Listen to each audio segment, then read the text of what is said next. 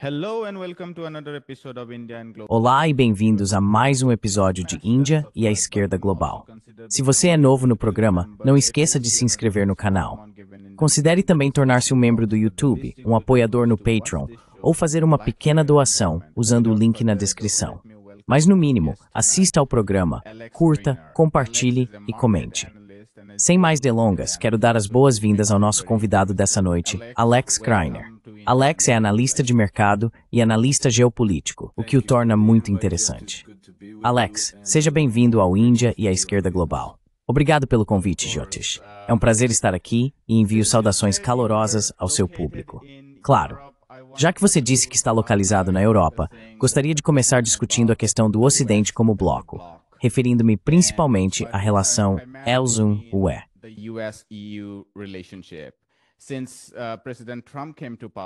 Desde que o presidente Trump assumiu o poder, pelo menos houve algumas especulações sobre o futuro do Ocidente.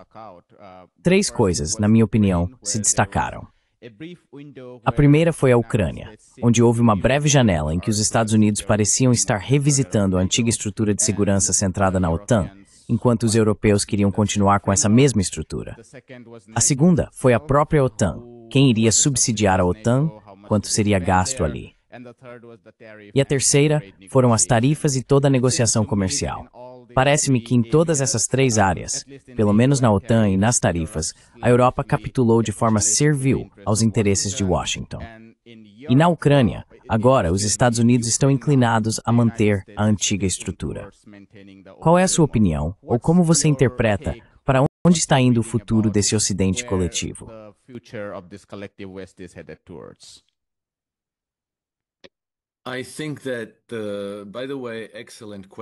Acho que, aliás, excelente pergunta, porque provavelmente é uma das questões mais importantes que afetam o futuro da humanidade. Os acordos comerciais, os acordos geopolíticos, a arquitetura de segurança do mundo. Acho que as relações entre os Estados Unidos e a Europa estão passando por uma grande reestruturação. Por muito tempo, houve muitas questões surgindo do outro lado do Atlântico, nos Estados Unidos, sobre a natureza dessa relação. E acredito que uma parte significativa do establishment político americano não via essa relação de forma favorável. Ou seja, os Estados Unidos eram chamados para fazer todo o trabalho sujo e pesado, enquanto os benefícios desse sistema neocolonialista iam principalmente para as nações europeias, principalmente Grã-Bretanha e França, as antigas potências colonialistas.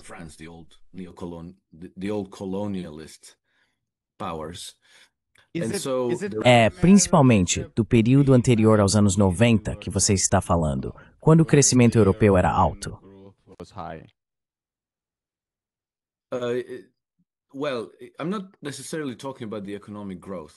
Bem, não estou necessariamente falando sobre crescimento econômico. Estou falando sobre os benefícios reais de uma relação neocolonialista para o resto do mundo. Digamos, o controle de recursos e os benefícios financeiros que recaíram principalmente sobre Londres e Paris, e depois também sobre os Estados Unidos. Mas o custo em termos de vidas e recursos, recursos militares, equipamentos e bases militares ao redor do mundo, recaía principalmente sobre os ombros americanos. E sem os Estados Unidos, as potências europeias se viram bastante impotentes para manter essa ordem global. Have found themselves pretty impotent to maintain that global order. Anyway, going back to Ukraine, I think that De qualquer forma, voltando à Ucrânia, acho que o que vemos é os Estados Unidos voltando atrás de, digamos, um papel mais construtivo que apareceu brevemente após a eleição de Donald Trump, para agora estarem novamente em oposição à Rússia e apoiando a Ucrânia. Acho que isso é uma ilusão criada para o consumo público. E acredito que há vários motivos para essa ilusão.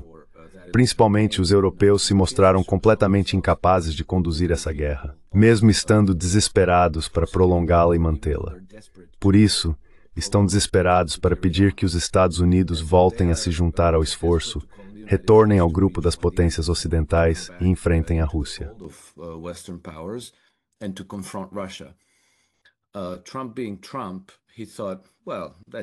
Trump sendo Trump, ele pensou, bem, isso é interessante, sabe? Então, eu vou vender armas para vocês ou vou fornecer armas para a Ucrânia, mas vocês têm que pagar por elas.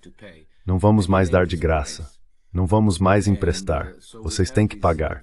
E ele estipulou o preço.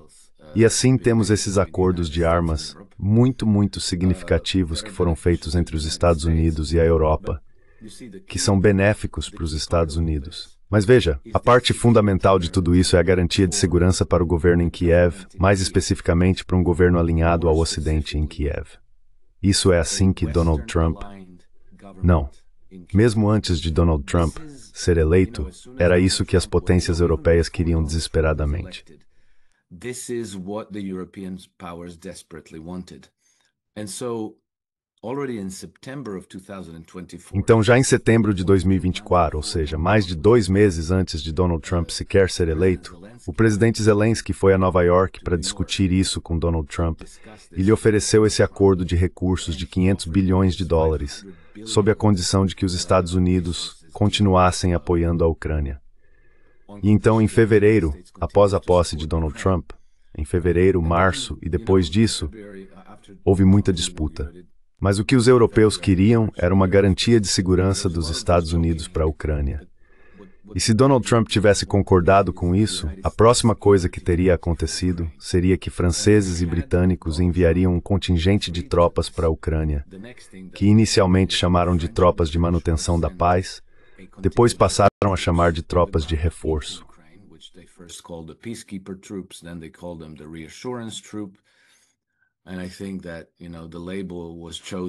E eu acho que, sabe, o rótulo foi escolhido para soar bem, porque se tivessem chamado de tropas isca, teria ficado um pouco óbvio demais.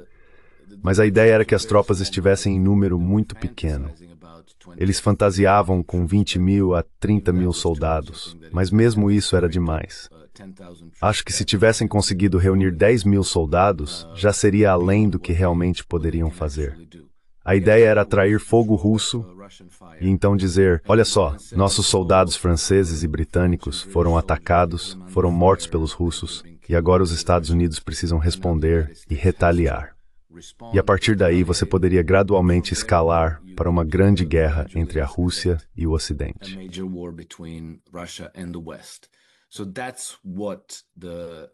Então é isso que os britânicos e os franceses queriam alcançar.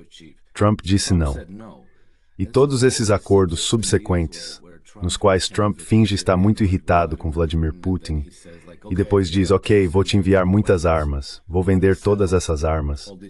Essas entregas de armas estão em um cronograma meio aberto. Eles vão encontrar uma bateria de mísseis Patriot, que vão entregar para a Ucrânia quando puderem, vão entregar mais quando construírem, e mais mísseis interceptores quando estiverem disponíveis. Mas estamos falando de 2026, 2027, 2028 e assim por diante. Enquanto isso, os americanos estão exigindo pagamento agora, no curto prazo.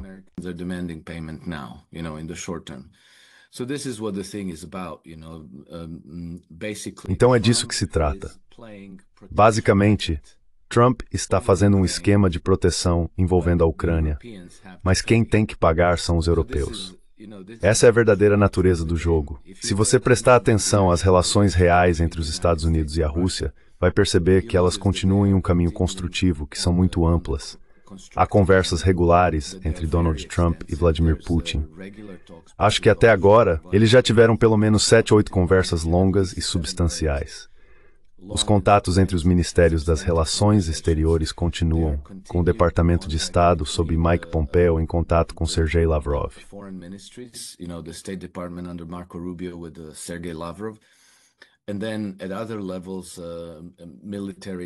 E então, em outros níveis, militar, inteligência, comércio, o Marco Rubio até meio que deixou escapar que houve conversas secretas. Eu te asseguro, o que eles divulgam em comunicados de imprensa e declarações públicas é só para o público. Então eles dizem, estamos tentando forçar a Rússia a um cessar-fogo, porque isso seria aceitável para a classe política ocidental. Digamos assim, vê os Estados Unidos ainda tentando obrigar a Rússia a aceitar algum tipo de paz favorável à Ucrânia. Mas eu acho que essas conversas são muito mais amplas e vão muito além apenas da questão da Ucrânia.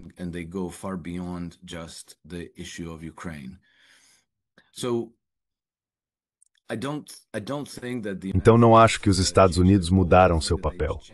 Acho que eles mudaram sua retórica e mudaram por razões que não estão necessariamente relacionadas apenas à Ucrânia. Há realmente uma reformulação em grande escala das relações, e acredito que isso permanece consistente com o que nos disseram no início. Ou seja, já em janeiro, Marco Rubio prestou depoimento ao Senado dos Estados Unidos, onde disse que o governo considera a ordem global do pós-Segunda Guerra Mundial mais do que obsoleta, e acredita que essa ordem foi usada como arma contra os Estados Unidos e que a nova realidade são as integrações multipolares.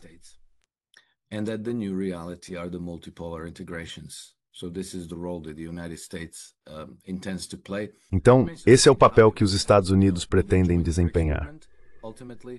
Resta saber como eles vão fazê-lo. Sabe, será que eles vão se juntar ao movimento dos BRICS, no fim das contas? Ou será que Trump vai tentar sequestrar o movimento dos BRICS e transformá-lo em algum tipo de coisa nova dele, onde ele se impõe como líder? Isso eu não saberia dizer. Mas estou bastante confiante de que os americanos estão cansados da hegemonia ocidental, da ordem global dominada pelo Ocidente, e que Trump está simplesmente jogando um jogo encoberto, com muita enganação, com muitas operações psicológicas, mas sempre com a mesma missão de tirar os Estados Unidos do papel de policial global, o braço de execução do Império Ocidental.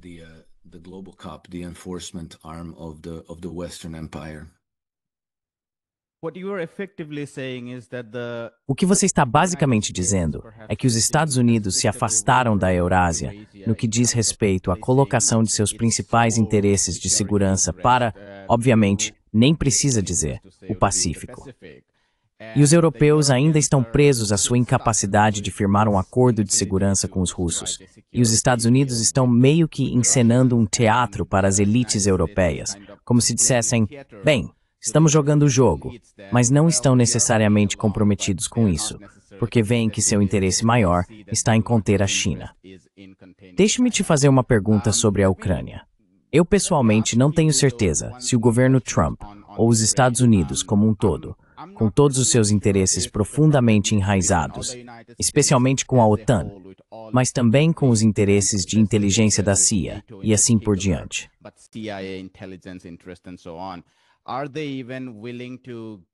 Eles estão realmente dispostos a abrir mão de seu interesse na Eurásia assim, de uma hora para outra?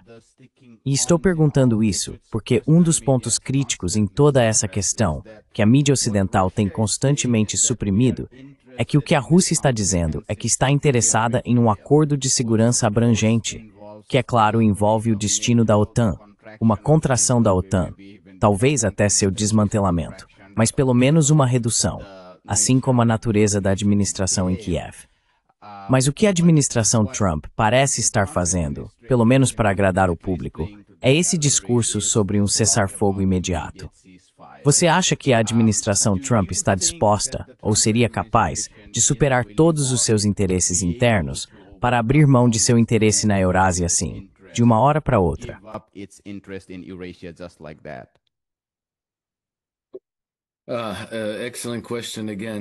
Excelente pergunta novamente. É assim que eu vejo, Jyotish. Antes de tudo, se você não tem certeza, isso é normal, porque ninguém tem certeza. Tudo que recebemos em público, há muitas operações psicológicas, e a única maneira de tentar entender o que realmente está acontecendo é prestar muita atenção aos padrões e ao contexto mais amplo dos eventos. Eu não acho que os Estados Unidos queiram abrir mão de seus interesses na Eurásia. Isso não vai acontecer.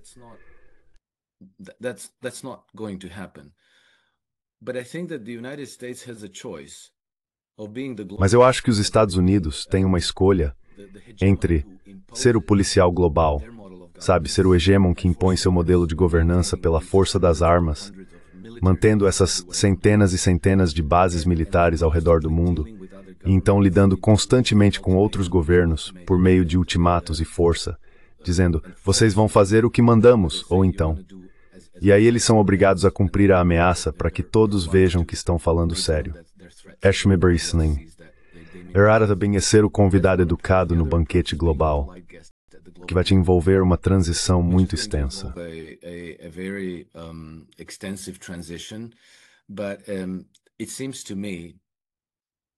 Mas me parece, novamente, ao prestar atenção ao padrão dos acontecimentos, que há uma consciência dentro dos Estados Unidos, não apenas na classe política, mas também nos círculos financeiros, de que o papel que os Estados Unidos vêm desempenhando no mundo, desde a Segunda Guerra Mundial, é insustentável. Ou seja, a análise de custo-benefício simplesmente não fecha. Manter todas essas bases militares, estar constantemente em guerra, ter relações ruins basicamente com o resto do mundo, isso não funciona mais. Sabe, até o ponto em que os Estados Unidos tinham certa dominância militar, especialmente em termos de tecnologias militares, onde podiam intimidar todos a se submeterem à ordem global centrada nos Estados Unidos, esses dias acabaram.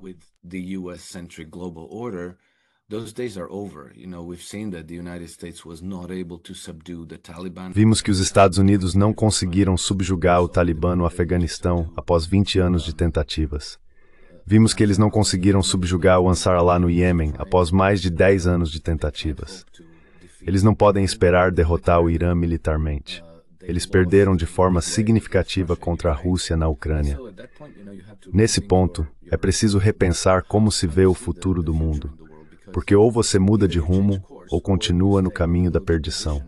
Assim como o Império Romano do Ocidente, onde as coisas pioram até o ponto de entrar na Idade das Trevas e toda a sua economia colapsa quase completamente. E, portanto, me parece que nos círculos políticos e financeiros americanos há uma consciência disso e um desejo de mudar de rumo. There's an awareness of this and a desire to change course. Em certas discussões que tive com outros analistas, percebemos que existe uma abordagem diferente em relação à política externa, mesmo entre os grandes bancos dos Estados-membros. Você encontra bancos como o Bank of America e o Citigroup, que ainda estão muito ligados a essa abordagem neocolonialista e globalista do pós-Segunda Guerra Mundial. E então você tem outros como o JP Morgan, que estão tocando uma música bem diferente. Acho que essa é uma constatação importante. Alguns bancos europeus, que também estão na lista dos grandes demais para falir, como você chama, bancos globalmente sistêmicos importantes, conforme listados pelo Banco de Compensações Internacionais, também são muito favoráveis à integração multipolar. They are also very much in favor of multipolar integration. Some of them, not all of them, but some of them are.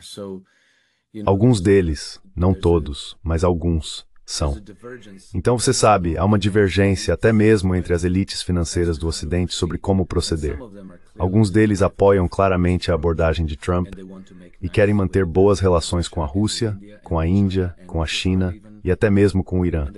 Eles querem seguir por um caminho diferente, que eu acho melhor para todos os envolvidos. Porque a alternativa é uma guerra permanente e total, até que um lado seja completamente derrotado. O que, no fim das contas, inevitavelmente, nos levaria a um confronto nuclear, que poderia ser o fim deste lugar como o conhecemos.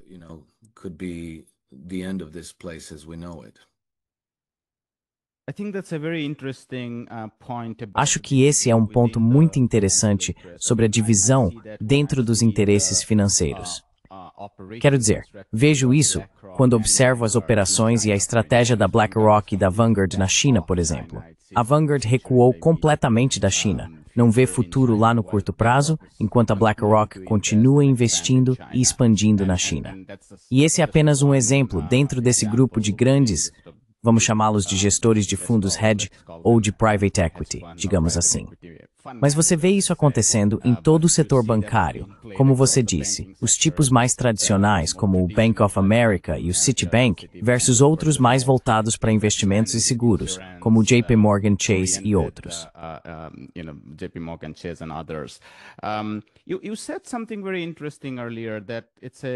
Você disse algo muito interessante antes, que a mentalidade servil da Europa, ou das elites europeias, em relação aos americanos, nasce de seus arranjos de segurança, nos quais os Estados Unidos fariam o trabalho sujo de um lado, e o interesse financeiro e econômico seria o outro pilar.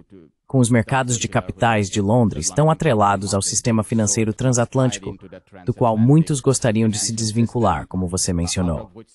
Além disso, o mercado interbancário europeu está novamente ligado ao sistema bancário americano, todo o mercado de recompra e assim por diante, que acabou explodindo em 2008. mas não acho que esses frameworks tenham mudado.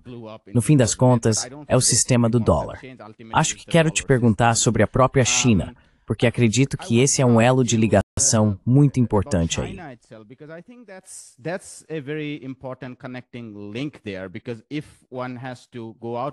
Porque, se for necessário sair desse novo quadro colonial para falar ou pensar em um quadro multinacional mais genuíno, então é preciso envolver a segunda maior economia, e em termos de PPC, a maior economia.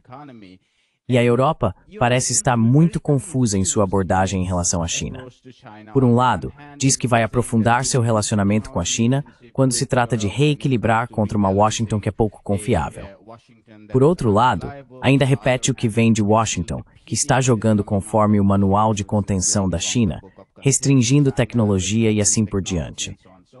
Você tem alguma percepção se a Europa entende a si mesma no que diz respeito à sua relação com a China? So far as this relationship with China is concerned?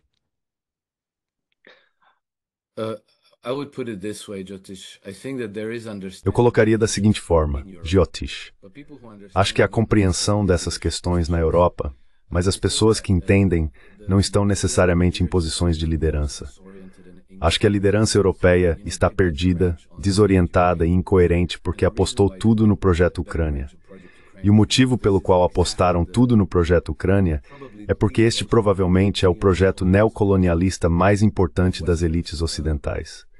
Isso remonta a mais de 100 anos, quando os britânicos, após estudarem geografia, geopolítica e história de forma muito minuciosa e cuidadosa, concluíram que para governar a Eurásia era preciso controlar a Europa Oriental, certo? In order to rule Eurasia, you need to rule Eastern Europe, right? That's Mackinderian concept. Esse é um conceito mackinderiano.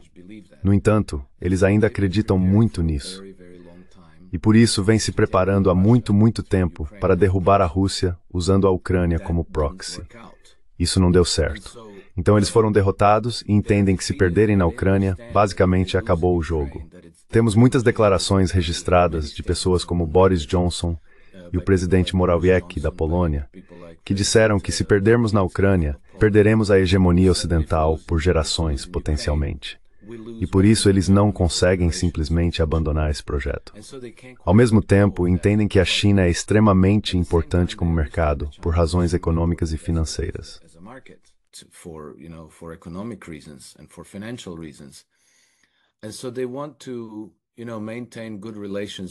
Então eles querem manter boas relações com a China, mas ao mesmo tempo percebem que os chineses estão apoiando a Rússia, o que permite que a Rússia conduza a guerra com sucesso na Ucrânia.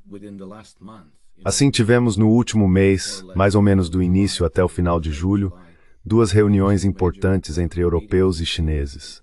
Primeiro no nível do Ministério das Relações Exteriores, entre Kaja Kallas e Wang Yi, onde Kaja Kallas aproveitou a ocasião para dar uma lição aos chineses sobre direitos humanos e democracia e exigir que eles parassem de apoiar a Rússia em sua guerra na Ucrânia, o que deixou Wang Yi, segundo membros da delegação chinesa, mais irritado do que jamais haviam visto. E então, no final do mês, em 24 de julho, aconteceu a 15ª cúpula consecutiva China-Europa em Pequim. E novamente, isso foi em um nível mais alto. And again, this was at the higher level, so there was Xi Jinping and there was President. Então lá estavam Xi Jinping e a presidente da Comissão Europeia, Ursula von der Leyen, com suas respectivas delegações. E novamente, Ursula von der Leyen decidiu marcar a ocasião que, entre outras coisas, era o 50º aniversário das relações diplomáticas bilaterais entre a China e a União Europeia. E mais uma vez, Ursula von der Leyen decidiu dar uma lição aos chineses sobre valores europeus, democracia e todas essas coisas. Ela chegou a dizer que, neste momento, o apoio da China à Rússia é o fator mais importante que determina nossas relações. Os chineses ficaram tão descontentes que encurtaram a cúpula para um dia. Ela deveria durar 3 dias. E pediram para os europeus irem embora.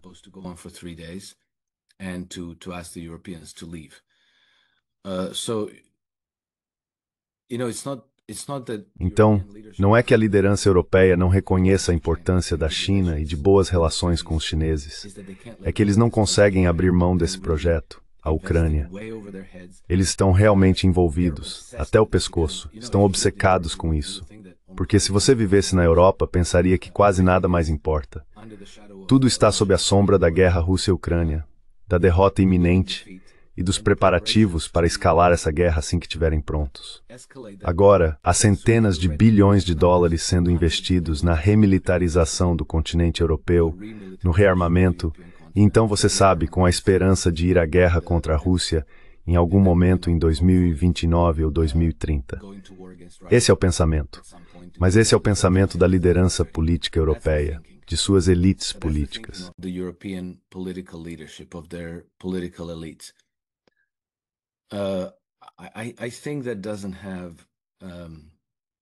Acho que isso não tem uma vida útil longa, porque está completamente em desacordo com o que a grande maioria dos europeus comuns pensa. Então isso também exige uma repressão muito pesada internamente, censura, cancelamento da democracia, e acredito que há ventos contrários de todos os lados para todo esse projeto, para todo esse sistema de governança. E penso que agora que eles perderam seu papai, que o papai deles, os Estados Unidos, está os abandonando, eles estão absolutamente em pânico. E sabe, não acho que se tomem boas decisões quando se está em estado de pânico. E acredito que todo o projeto da UE agora tem uma grande chance de se desintegrar nos próximos anos.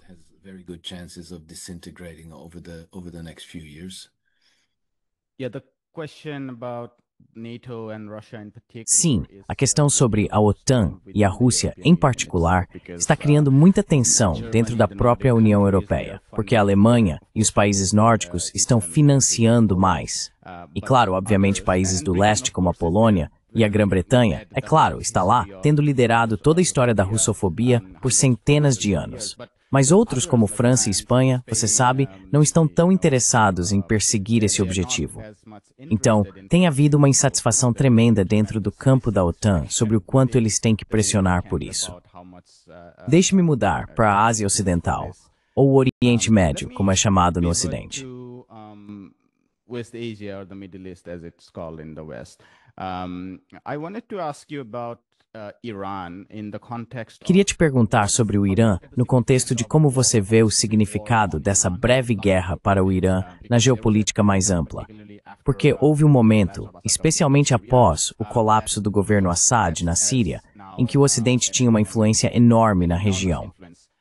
E nesse sentido, acho que o Irã era extremamente crítico. Existe uma resposta do outro lado, mas é muito menor do que o Irã. Muitos argumentam que a tenacidade demonstrada pelos iranianos e de muitas formas a surra que deram nos israelenses foi muito significativa em termos do equilíbrio geopolítico que tem estado em constante mudança de várias maneiras. Qual é a sua opinião ou como você vê a influência e o impacto dessa guerra sobre o Irã?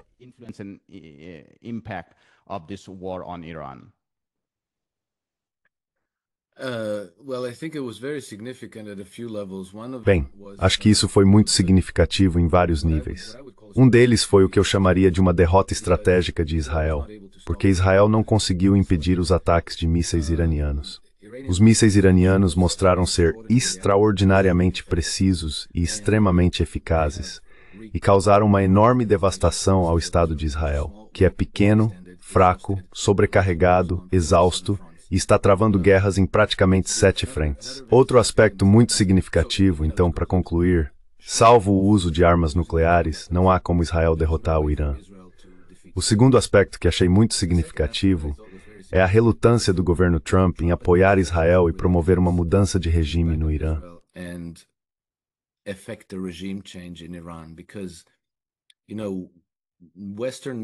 Porque, veja, a mídia ocidental fala muito sobre o programa nuclear iraniano. E todo o axioma não dito é que os iranianos não podem ser autorizados a ter uma arma nuclear. Por que isso nunca é questionado, eu não sei. Mas o que fica claro para quem presta atenção é que se você tem uma arma nuclear, você tem segurança. Se não tem uma arma nuclear, não tem. E se você precisa de exemplos, tem a Coreia do Norte de um lado e a Líbia do outro. Os líbios desistiram do programa nuclear e foram invadidos pela OTAN. A Coreia do Norte não desistiu do programa nuclear, eles têm uma arma nuclear e são deixados em paz.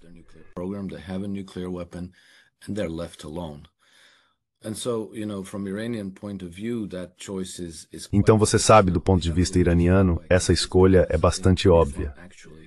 Agora, eles têm uma fátua religiosa contra isso, porque no Islã, na verdade, ao contrário desses jihadistas controlados por inteligência ocidental, no Islã é proibido matar um não combatente, uma pessoa desarmada.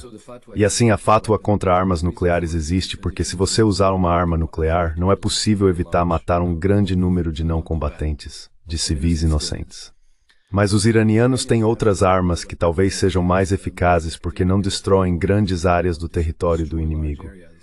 Em vez disso, eles podem atingir com muita precisão a infraestrutura militar e econômica direta de seus inimigos. Military and economic infrastructure. Trump, I think, understood all that, and when there was a build. Trump, eu acho, entendeu tudo isso. E quando houve a escalada para aquele ataque, pensei apenas olhando para o equilíbrio estratégico de forças na região, que um ataque americano ao Irã seria tão idiota que ou não iria acontecer, ou seria algum tipo de demonstração de força telegrafada, pré-combinada para consumo público que não alcançaria praticamente nada. E achei que teríamos certeza disso se a retaliação iraniana fosse igualmente pré-combinada, coreografada, uma retaliação falsa que também não alcançaria praticamente nada. E foi exatamente isso que aconteceu. Então o Trump apareceu e disse, tudo bem, nós completamente... Qual foi a palavra que ele fez questão de usar? Completely, what was the word that he insisted on? We have obliterated Iran's nuclear program. Nós obliteramos o programa nuclear do Irã. E ele insistiu nessa palavra. Por quê? Ele insistiu nessa palavra porque o programa nuclear era a justificativa para a guerra contra o Irã. Então, uma vez que você obliterou o programa nuclear, não há mais justificativa. Sabe, as potências ocidentais, sendo essas democracias liberais, não podem simplesmente dizer, bem, queremos promover uma mudança de regime e queremos instalar democraticamente um Shah. Certo? No Irã, alguns gestores generais com Israel e Sinpan, o apenas colonialistas centrais portugueses, está prevenindo um mal maior, que é o programa nuclear. Preventing some greater evil, which is the nuclear program. So, no more nuclear program, no more pretext for. Então, sem mais programa nuclear, sem mais pretexto para ir à guerra contra o Irã. Trump até agradeceu publicamente aos iranianos por avisarem com antecedência sobre seus ataques de retaliação, de modo que não houve vítimas do lado americano. Depois ele quis voltar ao Irã com delegações dos Estados Unidos para discutir cooperação econômica e negócios. Você sabe, os iranianos precisam desenvolver seu setor de petróleo, precisam de usinas nucleares e assim por diante. E Trump estava ansioso para entrar nesse negócio, porque o Irã é, ao contrário de Israel, muito rico em recursos. Abrir o Irã para empresas americanas seria muito benéfico para os Estados Unidos. Esse início era estampelas, com boards experiência entenderud. Bem, eles gostavam do Shah, mas não deu muito certo. E esse é novamente o modelo de governança em que você impõe seu domínio, em que você impõe seus próprios governantes e então precisa fornecer proteção a eles. Vimos isso fracassar de forma muito espetacular no Afeganistão, porque em agosto já vai fazer 4 anos, em agosto de 2021, os Estados Unidos tiveram que finalmente se retirar do Afeganistão. E o povo deles teve que fugir do Afeganistão para, os Emirados Árabes Unidos, para o Tajiquistão, para o Turcomenistão, em helicópteros com paletes e sacolas cheias de dinheiro. Isso foi um sinal muito claro para todo mundo no mundo e um reconhecimento de que os Estados Unidos não podem mais proteger seus fantoches. Então esse modelo de governança não funciona mais. E perguntaram ao Trump se ele queria uma mudança de regime no Irã, e ele disse não, eu não quero. Só se lembra explícitas. Ele quer uma mudança de regime. Isso também é o que Michael Wolff, que escreveu vários livros sobre Trump, quase um biógrafo, disse, que Trump não quer uma mudança de regime no Irã.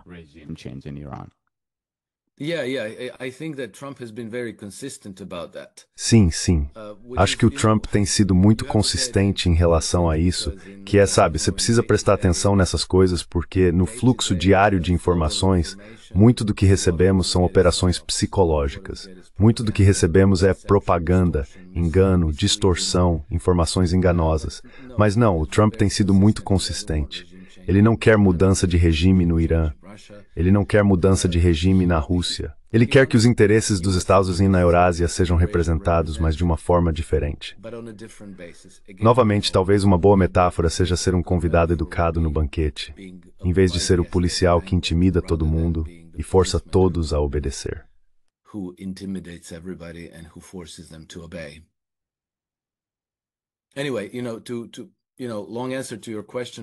Enfim, uma resposta longa para sua pergunta. Mas acho que todo esse falso ataque ao Irã e a falsa retaliação do Irã mostraram as reais dinâmicas e o equilíbrio de poder naquela região, o que é bastante diferente do padrão de eventos do pós-Segunda Guerra Mundial. E a percepção que ainda é mantida pela mídia ocidental de que os Estados Unidos são devotamente submissos ao Estado de Israel não é verdadeira, e que estão totalmente alinhados com o império neocolonialista ocidental também não é verdade. Mas vai levar um tempo para que todas essas coisas fiquem óbvias novamente, porque estamos em operações psicológicas e é difícil entender o que realmente está acontecendo.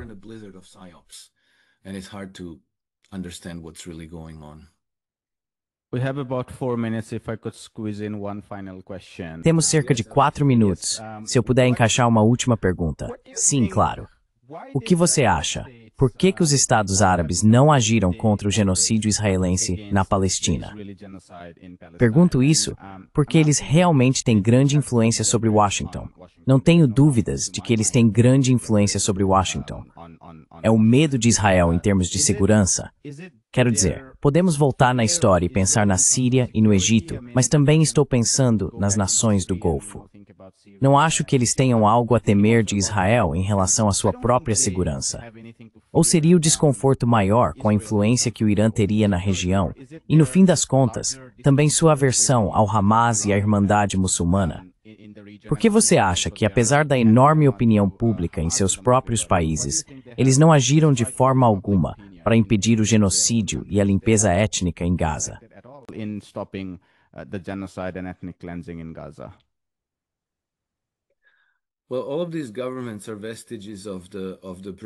Bem, todos esses governos são vestígios da geopolítica britânica. Todos foram estabelecidos como governantes de fachada para os interesses ocidentais no pós-Segunda Guerra Mundial, e alguns até antes disso. Então, por décadas, eles se tornaram dependentes do Ocidente. Eles não possuem exércitos significativos, dependem da exportação de recursos para países ocidentais. E o que isso significa é que eles mantêm grandes saldos em dinheiro e outros tipos de investimentos em bancos ocidentais, principalmente no Federal Reserve dos Estados Unidos, mas também em bancos europeus e britânicos. E você sabe, eles viram o que aconteceu com a Rússia, quando a Rússia desafiou o Ocidente. A Rússia tinha entre 300 e 400 bilhões de dólares em bancos ocidentais, que assim que entraram em conflito com o Ocidente, foram congelados.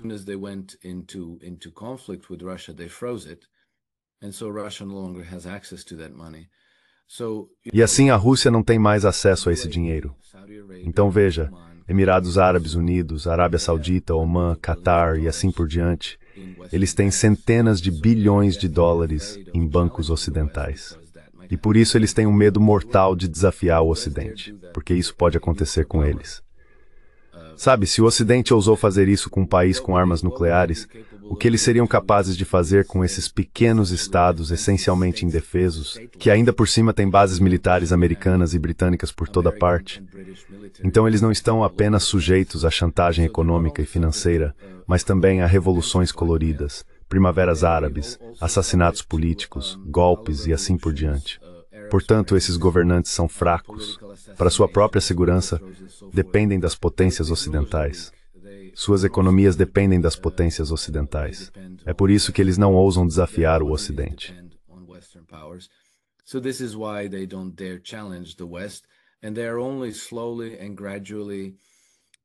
E eles estão apenas lenta e gradualmente se diversificando dessa dependência, buscando, você sabe, se aproximar da China, se aproximar da Índia e da Rússia. E eu acho que a paz entre a Arábia Saudita e o Irã foi um passo muito, muito importante nessa direção. Mas é um processo lento e gradual. E essas pressões para consolidar a hegemonia ocidental sobre o Oriente Médio agora são imediatas, são agudas. E depois de derrubar o governo de Bashar al-Assad na Síria, o próximo é o Irã. E também sabemos por fontes israelenses que depois do Irã, o próximo é o Paquistão. Eles não vão parar. A visão deles de paz é criar desolação em todos os lugares e tornar toda a região completamente dependente desses poderes neocolonialistas. Principalmente, estamos sempre falando de Londres e Paris.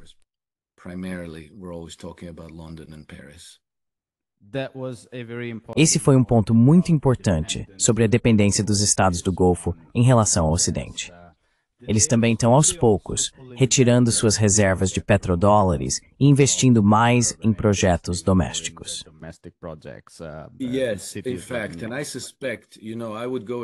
Sim, de fato, e eu suspeito, eu iria tão longe a ponto de suspeitar que os sauditas têm esse projeto insano chamado NEOM, que não faz sentido, tanto quanto todo o movimento LGBT.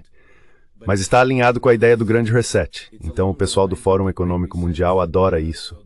E eu acho que os sauditas estão fazendo isso não porque realmente acreditam nesse projeto, mas porque é uma forma de justificar o uso dessas centenas de bilhões de dólares que eles têm em bancos ocidentais e trazer esse dinheiro para circular na economia doméstica deles.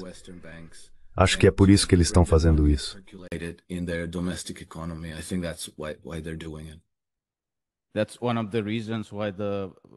Essa é uma das razões pelas quais o Federal Reserve está dizendo, em alguns desses documentos internos vazados, não sei se você leu essa notícia divulgada pela Bloomberg, que o Federal Reserve afirma que mesmo que reduzamos as taxas de juros de curto prazo, isso não fará muita diferença, porque a taxa natural de juros de longo prazo está subindo, já que há essa diversificação para fora dos títulos do Tesouro e investimentos em outros mercados de capitais dentro do sistema do dólar. Bem, Alex, foi uma discussão maravilhosa e muito obrigado por ter participado. Obrigado, Jyotish. É um prazer estar com você e obrigado pelo convite. Claro. Olá, meu nome é Ayushman. Eu, junto com Jyotiman, começamos esta plataforma. Nos últimos 2 anos, temos tentado produzir conteúdo para as forças de esquerda e progressistas. Até agora, entrevistamos economistas, historiadores, comentaristas políticos e ativistas. Se você gostou do nosso conteúdo até agora e quer que construamos um arquivo para a esquerda, tenho 2 pedidos para você. Por favor, considere fazer uma doação para a causa. O link está na descrição abaixo. E se não puder fazer isso, não fique triste. Você sempre pode curtir nossos vídeos e compartilhá-los com seus camaradas. Por fim, não se esqueça de clicar no botão de inscrever-se.